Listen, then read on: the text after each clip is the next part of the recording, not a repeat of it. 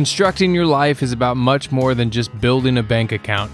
Each week, join real estate entrepreneur and mindset coach Austin Linney as he interviews guests who are constructing their dream lives and impacting the world around them on a daily basis. If you're an entrepreneur or wanting to start a business, or you just want to hear motivating stories of how others have overcome the odds, you are in the right place. And now for your host, Austin Linney. Guys, welcome back to Construct Your Life. This is Austin Linney here. I'm not even going to call her by her name, so we'll just call her Force of Nature. That's the nickname, Force of Nature. Before you introduce yourself, Amy English texted me the other day when she met with you, and she's like, Sylvia's a baller. And I was like, yeah, just like that. Say it just like that. She's a baller. And for anybody who doesn't know, I spoke at an event. By the way, it's been so amazing to me. I'm literally hanging out with like 5 people from that one event. So if you ever think showing up's half the battle, but you're sitting in the front row, I'm answering questions. I talk to you and you're like so quick with it. You're smart. And then you invited me out to this amazing dinner, and here we are. Now you're on the podcast. Here we are. Amazing people. This is what it's about. Like what better thing can we do with our time is just hang out with amazing people, have amazing conversations, and push each other. Like the first thing you said today was like, we got to get our shit together. I was like, that's right. We're not doing enough. So we got to step it up. I tell everybody, I got 50 meetings this week between Monday and Thursday, and I got to get my shit together. Right. I love it. Exactly. It's like, we're slacking. You know what? We're slacking. So you're in, this is my favorite time to interview people. You're in a transition phase. And yeah. I love this, right? So before we talk about that, talk about, who you were, you start where you want to, but 2, 3, 4 years ago, who was that person?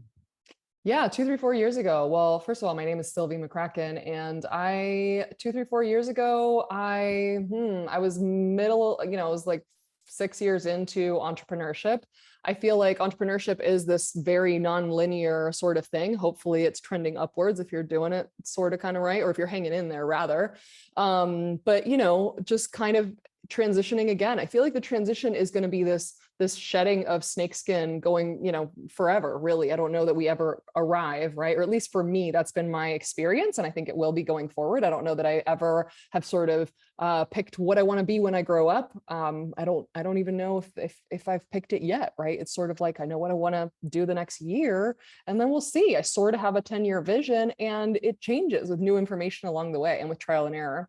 But I was running a health blog. I still have my health blog. That's kind of what got me into entrepreneurship, was writing about health, being very, very sick, taking matters into my own hands, and sharing with others what I'd done. So I wrote 5 books on health. I share information products on health, supplements on health on that site, which is hollywoodhomestead.com. And then I had all kinds of nutritionists and docs and other health practitioners come my way going, how are you doing this? You're not even a doc. How are you making money on health? Can you teach us? And so I started a multitude of programs for health practitioners in particular. We're still running some, but we are no longer taking new clients, which is really teaching health professionals how to create online programs, how to get out of the one-on-one, help a ton of people, and not be tied to their desks and their hours. So that's kind of what I was doing, or what I have been doing up until now. And, as we speak, you're winding that business down, kind of moving in a different direction. A couple questions. Do you feel like you're leaving it at the right time? Do you feel like you hung on too long? Is the timing perfect? That's everybody's kind of thing. Is the transition like right when I needed it, or was it like, was it too long? Yeah, I don't know. It's sort of, I guess I'm still in it, so I don't have the hindsight perhaps just yet. So I don't know. I think what I've noticed for myself is sort of patterns of every few years, like just when I've sort of mastered something is when I'm like, oh, this isn't challenging anymore. Like, what's the next challenge? Like, what's the next level? What's the next thing? I think if you were to ask much smarter people than they would tell you that I should have sold the business. I should have, brought in an operator, scaled it to, we scaled it to 7 figures. That we should have scaled it to 8 and then sold and brought investors in and blah, blah, blah, blah.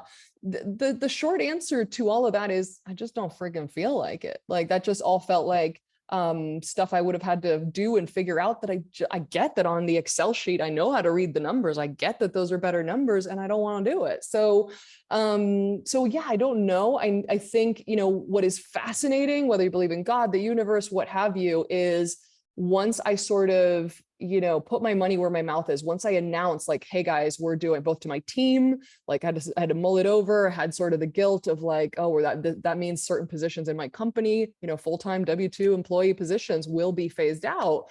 So I had all of that mama bear energy that is like, I have to provide for the entire universe, but how dare I not, want to close this thing and do this other thing. Once I sort of did that, once I was like, announce it to team, have those conversations, announced it to potential clients of like, hey, this is your last chance. If you want to get in, we're not running this again. What was crazy is the timing of like, I was like, well, we're going to have to replace this, sizable revenue. Right. And part of it was I refused to sort of wait till that had happened to be able to do it. I did it the other way around. And I've often done this where I'm like, I'm flying out of the plane. We're going to find the parachute on the way down. And it was like next day, it was sort of like this wink from the universe of like, oh, here's this opportunity in the real estate space. Here's this opportunity. And I was like, holy shit, like thank God, because, I just announced this thing yesterday and kind of wasn't sure what was going to happen in 6 months. Well, how do you move so fluidly through your identities? Because a lot of people wrap their identities in kind of their business or their job. Like, how do you, do you leave a little piece of yourself behind and kind of recreate, like you said the skin, or like, how do you? Yeah, I think at this point, because I don't know that it's like, maybe it looks fluidly on Instagram or something. I think there's a lot of moments of like, what the hell am I doing? So there's a lot of those moments. I think I'm sort of a little more used to it now. And I think I've had so many kind of deaths of the ego or whatnot, where I've had these identity shifts, and maybe it's just getting older where you just are fresh out of fucks. I don't know. Yeah. It's so funny that you say that. Everybody asks me all the time, and I'm sure they come to you and they say, how do you do so many different things? And I go, because they're not me. I'm me. Right. And I'm driving the car, but the vehicle changes. Yeah. And like, you have to like know yourself. And like, what's wild, and my fiance brings this up a lot, like, yourself so much, it scares people almost. Yeah. The self-awareness on steroids. Yeah. Well, and I think it's also, it's this sort of like, because what's held me back, and I think what has held, holds a lot of people back is, that fear of failure. Right. And the thing is, once you've failed so many dang times, it's not that the fear has completely gone away, but it's sort of like you almost expect it, and that you're not going to die. It's going to be fine. And as a matter of fact, failure is almost a prerequisite to winning anyway.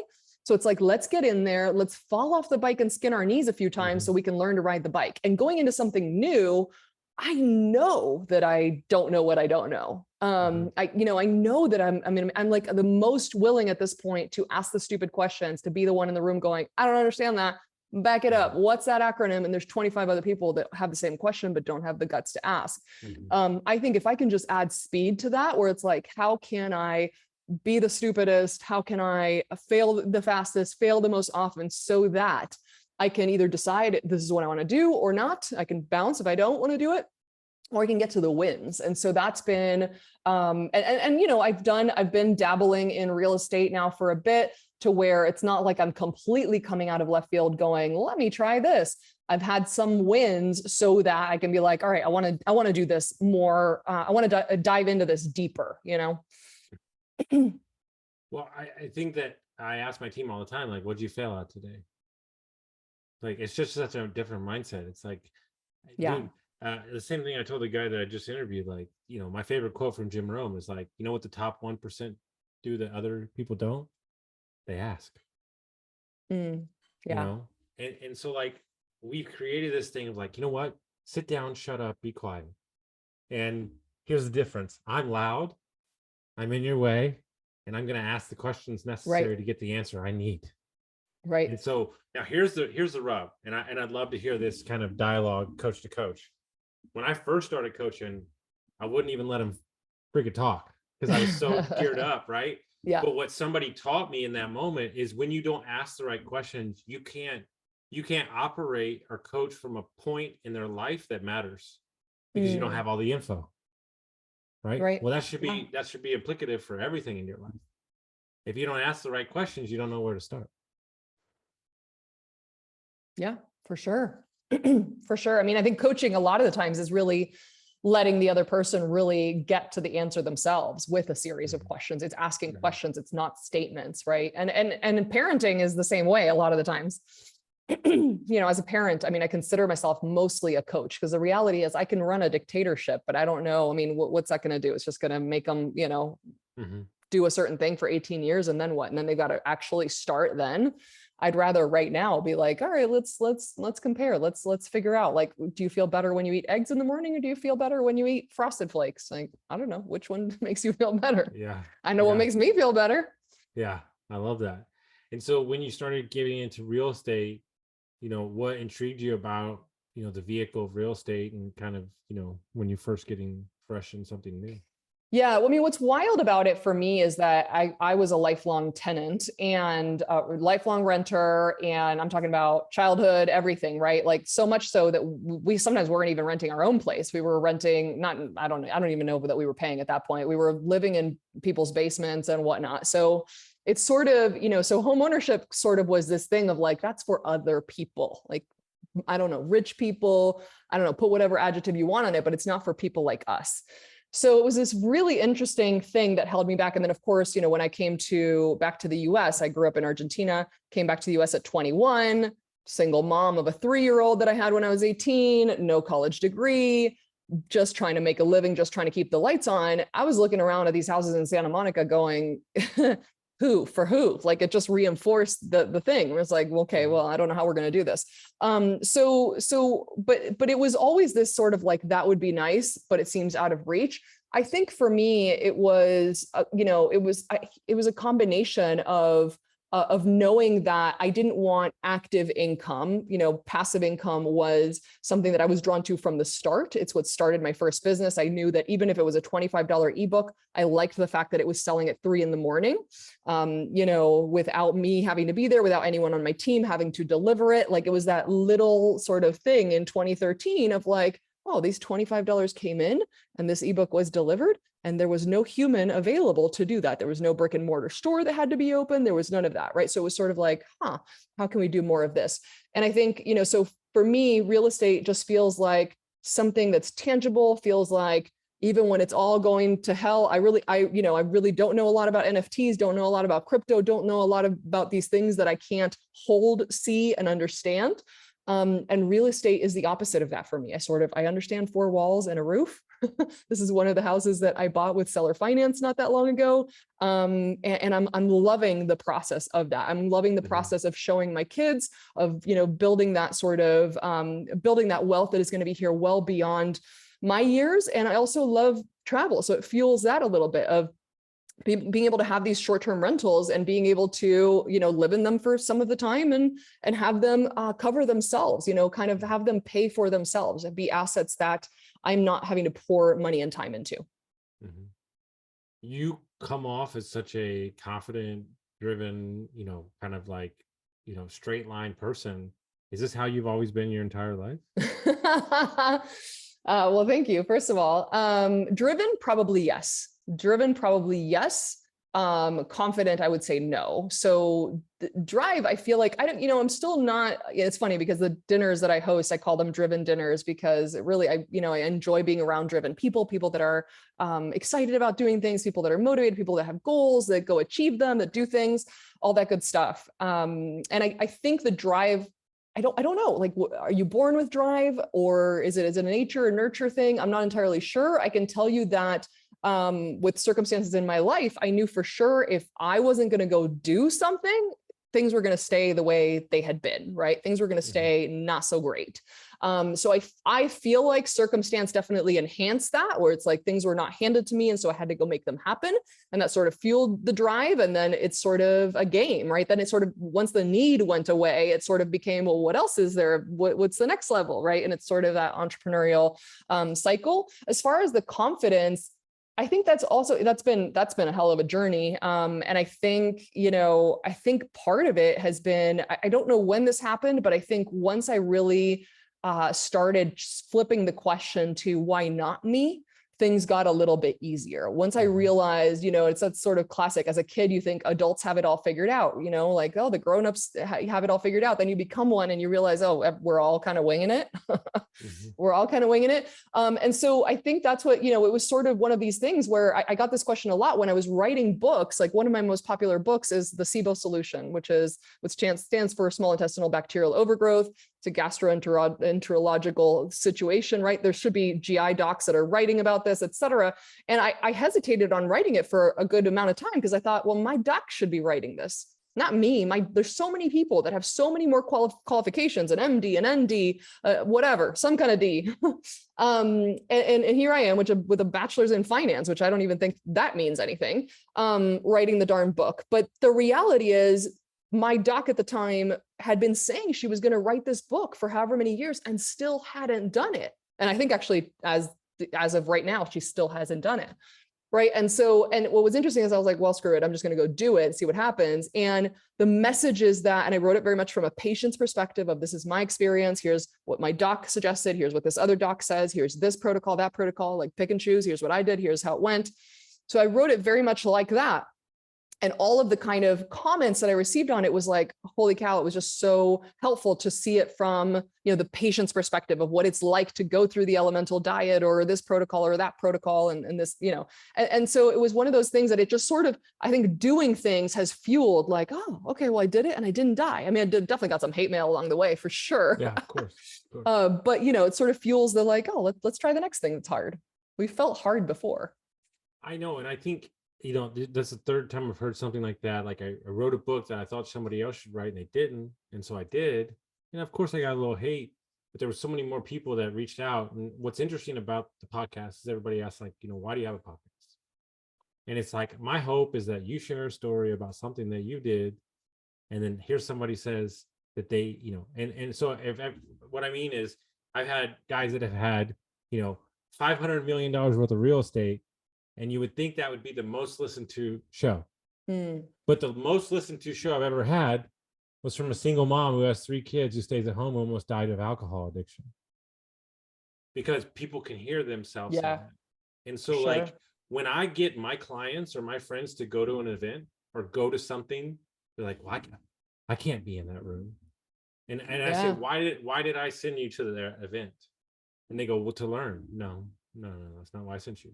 I sent you so you can stare at the guy that's doing the event and you can look at him dead in the face and go, he ain't no different than me. Totally. And that's when the light bulb switches. That's when it changes. And so when you wrote that book and you said, I might not have DD next to my name, but I cared enough to write something that helped people, boom. Yeah, bye-bye. For sure. The confidence goes through the roof, right? For sure. It's the not disqualifying yourself. You're going to be disqualified plenty by other people. But at the very least, like, don't disqualify yourself. Don't start there. And that's what we do, right? Yeah. We disqualify our kids, ourselves, and then we wake up and we're 50 years old and we're still doing the same thing. Right? For sure. And I think one of the things that you and I feed off of, and my mentor, that's my business partner too, which I can't wait to introduce you to one day, is speed.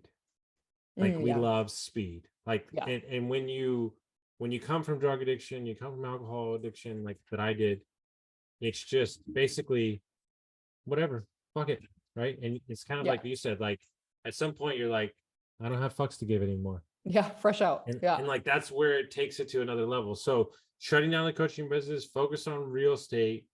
How do you see the next 2-3 years of your life rolling out when you're leaving this huge business that's been wildly successful, which most people wouldn't have, the confidence to shut it down? How do you see this next couple of years panning out for you? I mean, I see it, as really exciting in terms of how much learning there is ahead of me, right? Because I mean, at this point, I think I'm 16 doors in 4 different states in terms of real estate. So still very new, but a lot of it happened really, really fast. And I think we're going into a really interesting time real estate wise, And so that's one of my focuses, as well as acquiring businesses. So not starting one from scratch necessarily, not never again, we'll see, but not anytime soon. I don't have any plans of starting a business anytime soon. I would like to acquire a business and come in with the scaling, which is kind of my favorite part anyway, is not the 0 to 1, but coming in with something that's working pretty good, but can be made a lot better and taking it to the next level. So I'm super excited. I think I'm going to definitely skin my knees on every single acquisition I've done so far, real estate wise. I have learned something where I'm like, would do that differently next time. Wow. Good to know. And so I'm excited for the learning. Some of the goals my business partners and I have are freaking terrifying. But that's the fun of it, right? It's sort of like, oh, all right, that's actually quite a bit more and quite a bit larger and faster than I was going to even do it. And I love that too. Like, I love being around people that challenge me and call me out on my shit, right? And are like, you know what, you got to do this faster. How about we do it, today versus next week or whatever else? And I'm like, all right, let's do it. Well, I'm going to bring you in as an outside consultant for us. Love so it. You can get your hands dirty in that business. Great. Have you read the book Buy Then Build? I have, by Dival. Walker Dival. Yeah. Yes. I actually have you read Built to Sell? I have, John Warlow. Yeah. Okay. So you're ready. I'm ready. I'm ready. You're ready. I'm ready. You're I mean, ready. I like, I had a chance to see Walker Dival speak recently as well. And it really, it got me really, really motivated. So and of course, I mean, he's a broker as well. So yes, super, super smart people. And can't wait to learn more about that. I still sort of get cross-eyed as I'm like reviewing, different business deals. Real estate, I sort of feel like, and that's the comfort zone, right? Because with real estate, it's sort of like, oh, I can do single family with my eyes closed. Getting into multifamily, I'm like, oh, there's a bit of a stretch, right? And same with business acquisitions, where I'm like, all right, like when you're going through the due diligence, I'm like, all right, half of this is in Greek. Let me dive in and figure out what all this means and what could be hiding under here. I'll share you a due diligence report that you can read, so you can read it. It's really great. Yeah, it's like like you and I were very similar, and like I hired 4. By the way, they told me, oh, you're gonna get in this space, you can't hire anybody, it's impossible. I said, hold my popcorn. Yeah. So I hired 4. Yeah. That apparently you can't hire anybody. I hired 4 on the same day, the day before Thanksgiving. They're begging to come work for me. Love it. And all my partners asked me, what do you want to do like long term in this business? I said, I would love to be HR. They're like, what? I'm like, yes. Hearing about their divorce, their alimony, their needs, their wants, their dreams, like I love it.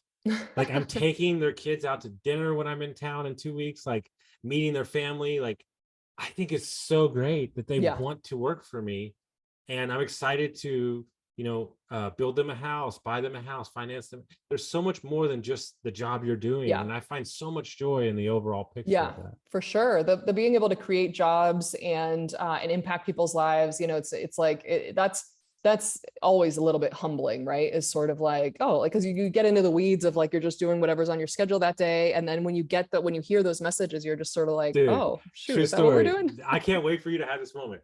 We go sign the paperwork 2 weeks ago. I didn't know I was going to the office that day. I've never met anybody, just the owner. And we signed it, the actual purchase agreement. He goes, hey, do you want to go to the office? And I'm like, what? And he's like, yeah, we're going to go meet everybody. I'm like, what? And he hadn't even told everybody yet. And we walk in and he like runs into somebody and he's like, hey, this is your new owner. And I'm like, and this guy's like 20 years older than me. And it was like this. And then I spoke to everybody and it was like this surreal moment. I'm like, oh my God. And this is what I said to him. This is so great. I said, look, I know you're all going to gossip about us after I leave.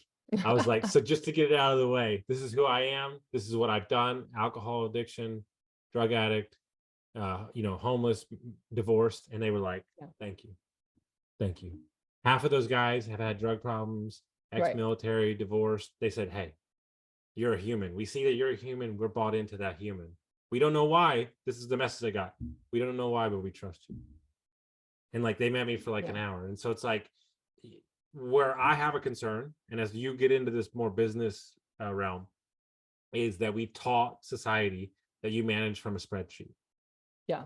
And that's not the case. These are people, their lives, their families, and you have to be people. And I think our roles in consulting and coaching gives us an advantage to understand the inner workings of humans to really scale something. Well, and I think for hiring, like you know, whether you're a coach or not, you are an accidental coach if you run a business, if you have team, if you have even one part-time contractor, because the reality is you're developing humans. This is their career. This is their job. This is their, you know, I mean, it's what they're doing for most of their waking hours. If you've got someone working for you 40 hours, so, you know, you're going to be coaching them. You can do it, you know, you can do it with some sort of skills, or you can figure it out along the way or whatever. But, you know, if you're going to have an employee for, I like to jokingly say I hire once a decade, because I take my time hiring. I have a whole process. I'm a super nerd about it.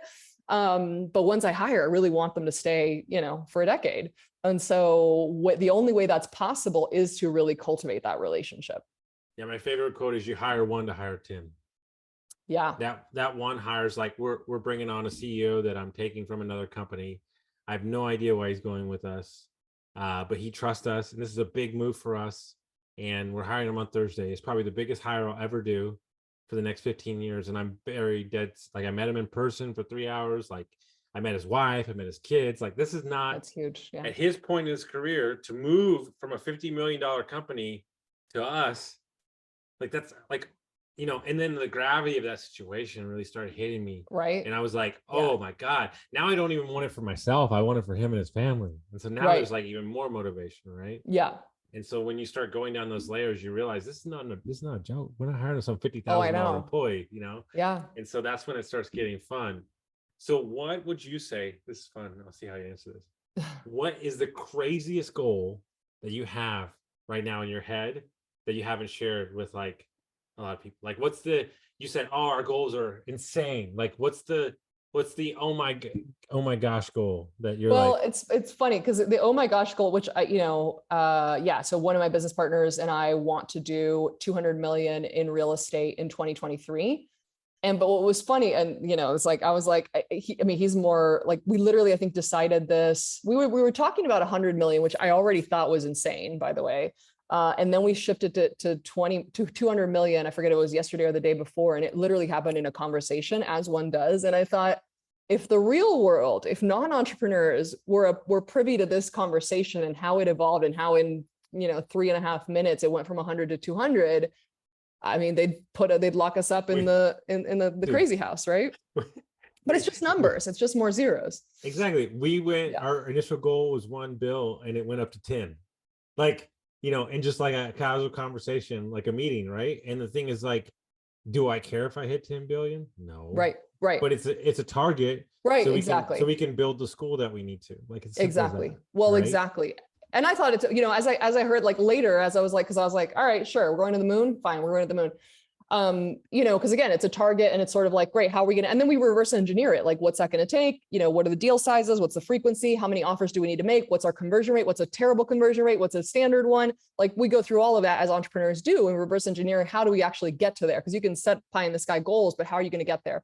But the crazy part really too is, I mean, it's just zeros. It's just multiplying. It's just doing 10 times the deals. And it's just adding that leverage, right? Adding the systems, adding the people, you know, so it's like, okay, who do we need to hire to help us get there? Because if we're going to be putting in 10 offers a day or whatever the number was, you know, this is still fresh, then how are we going to do that? We need more time. We need more help. We need a system. We need a process. And that's the stuff I nerd out on. That's the stuff that I love. So yeah.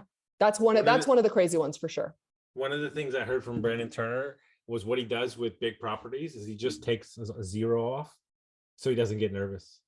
Oh, like, he's underwriting the deal at 700 million. He just says it's 70 million. Yeah. You know, he just takes it off, and he's like, your mind doesn't even know the difference. But he's like, you know, and so I really think this life is about self-awareness. Yeah. I think it's about hacking your mind, knowing what you're good at. Right. And so I guess the question I kind of want to finish here and go in is, like, you're a mom. Yeah. You have kids. You have multiple businesses. You travel back and forth. Yeah. How? Yeah. I mean, I think probably being, you know, like everything that we've talked about, right, in terms of being self-aware. But I think one of my superpowers is is that sort of the same thing that I apply to business, I apply it in my personal life. And this, I think, is not talked about enough. I think entrepreneurs don't do this enough in terms of, it's like snore, systems, processes, and outsourcing. Let's make that sound a little bit more, sexy, so to speak. My friends tease me about this all the dang time, but basically I don't do anything myself that I don't have to do myself, or I don't want to do myself. And so what that looks like in a day-to-day realm is, it looks like a lot of help. It looks bougie as hell, right? And it's not from being a diva or a princess or whatever else, but having all this support staff, meaning there is healthy food in my fridge at all times that I do not shop for. There is, there's always clean clothing, clean linens, clean house, etc., none of which I have any part of.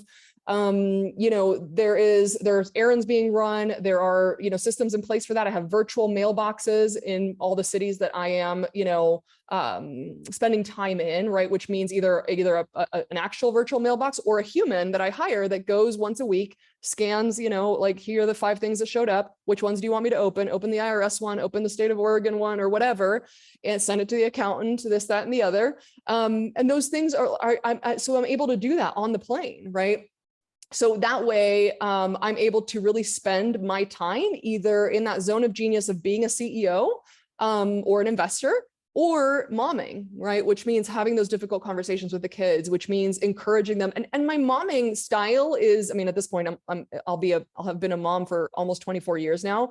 So maybe it's exhaustion, but it really is, it's very much very coach-like in that I'm not sitting there going, oh, let me cut your steak for you. It really is, asking them questions. It really is, and not taking excuses, right? So, being available to them and making sure that, of course, they're fed, clothed, they're eating healthy food, going to bed at a reasonable time, like showing them these habits, and also showing them like all the different cool things that I'm doing, inspiring them, being available to answer questions. But mostly my questions look like questions back at them.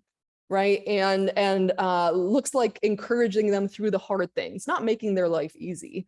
But yeah, so that's kind of how, I feel like it's easy in 24 hours a day if you have a lot of help. And yeah, that every dollar that comes in, like, I still don't own one designer handbag. It all goes into the one thing I spend time on is buying back my time. And that's not just in the business sense, it's in the personal sense too. Well, I'm hiring you to design my life, because it's time to get some of that stuff done. I'm gonna have you come in and teach all the partners how to do it, man. That's the truth, right? I remember when I hired my first, I didn't even pay him. He was working for free. But I remember I was such a bad boss the first time around, because I'm going Mach 97. And then my partner came in, one of my oldest partners was like, hey man, like, I love you. He's like, you're amazing. But he's like, if we all ran as fast as you ran, you're not going to have anybody running with you. And he's like, you have to let everybody be at 80% and then I started like, okay. Like, yeah. And so like, I've gotten so much better over the years of being communicative and getting better. But like, really what you're like, everything that you said, that's exactly what I want to do. Yeah. Like the moment that we have a kid and we get a house, like, we're going to have somebody that comes over and prepares food twice a week. There's fresh smoothies in the thing, all the stuff that doesn't need to be done, so we can show up and be parents and be available and everything like that. And people are like, oh, you're bougie and all that shit. No, I'm more attentive because all these other things. I'm being 100% serious. Yeah. This is the number one concern on my mind. I have no idea how a single mom with 2 kids and a full-time job gets anything done. That's my quandary in life. Yeah. How do you go to the store? How do you go to the bank? When do you do these things? And so if you're not optimizing your life, I don't really know what you're doing. Well, and that's the thing is, I was a single mom, right? I had a kid at 18. I didn't have any money. And so I did all of that, but there wasn't, it was a survival mode, and it really was. And in that time, what helped me was really cutting out anything superfluous, right? Where it was like my hobbies were researching how to start a business. that's really all there was left. But I feel like, once you get started on it, I mean, Dan Sullivan, I think he calls it tinfoil hat activities. I think as entrepreneurs, what baffles me is really the entrepreneurs that are making millions of dollars and are still spending their weekend doing their laundry, running errands or whatever. Now, I have some entrepreneur friends that I tease all the time. I'm like, why are you mowing your lawn? Can we talk about this? Or why did you fix the fence? And if they get pleasure out of that. No. Great. The only thing you can never take away from me is mowing a lawn. It's my favorite thing in the entire world. I don't know why dudes do this. I went on Saturday and I mowed 4 acres just because. Right. I mean, if it's meditative for you, then have at it. But the reality is, I think, the cool part is really auditing, because it's not just time. It's not just hours. We all have the same 24 to an extent. I mean, I want to acknowledge privilege and all that good stuff. But it really is, a matter of bandwidth, right? Like if I can finish my day or my weekend and I feel refreshed, fulfilled, rested, and whatever, I'm going to have a completely different Monday morning than if I've been running around folding socks. That's just the way it is. And it's what I choose to reinvest my money in. I love it. Yeah. So if people want to find out more about you, they want to check you out, how would they do that? Yeah, I think I'm Sylvie McCracken everywhere on social media. And I don't even know what we're doing. We're selling nothing at the moment, but eventually we're probably going to put the call out for investors for properties. So that's probably the only thing I've got going on going forward. And I'm super excited about it. And see, now y'all know why she's called Force of Nature. Guys, if you got some value from this episode, send it to a friend, share it with somebody that gets some value, rate us and reviews, and we'll see you next time. Thank you for listening to Construct Your Life with Austin Linney. If you enjoyed this episode, be sure to rate, review, subscribe, and pay it forward by sharing with a friend. Most importantly, take this opportunity to start constructing your life by taking immediate action on what you learned. For show notes, resources, and more information on one-on-one coaching with Austin, visit constructyourlifepodcast.com.